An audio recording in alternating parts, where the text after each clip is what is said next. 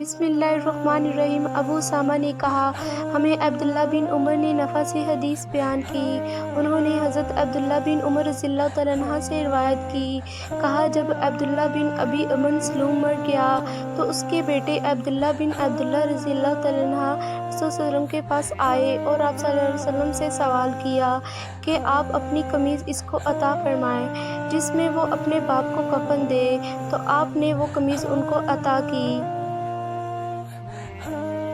پھر آپ صلی اللہ علیہ وسلم سے درخواست کی کہ آپ اس کی نماز جنازہ پڑھیں۔ چنانچہ رسول صلی اللہ علیہ وسلم اس پر نماز جنازہ پڑھنے کے لیے کھڑے ہوئے تو حضرت عمر رضی اللہ تعالیٰ عنہ کھڑے ہو گئے اور التجا کرنے کے لیے رسول صلی اللہ علیہ وسلم کے کپڑے کے ایک کنارے کو پکڑ لیا اور کہا، اللہ کے رسول، کیا آپ اس کی نماز جنازہ پڑھائیں گے؟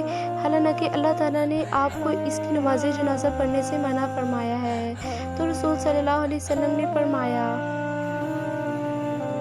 اللہ تعالیٰ نے مجھے اختیار دیا ہے، اس نے فرمایا ہے آپ ان کے لیے استغفار کریں یا استغفار نہ کریں، وہاں آپ ان کے لیے 70 مرتبہ استغفار کریں اور میں 70 مرتبہ سے زیادہ استغفار کروں گا۔ عمر رضی اللہ تعالیٰ عنہ نے کہا، یقیناً وہ منافق ہے، مگر رسول صلی اللہ علیہ وسلم نے اس کی نماز جنازہ پڑھا دی۔ اس پر اللہ عز و جل نے واضح حکم نازل فرمایا، اور ان منافقین میں سے جو شخص مر جائے آپ کبھی اس کی نماز جنازہ نہ پڑھیں اور نہ اس کی قبر پر کھڑے ہوں گے۔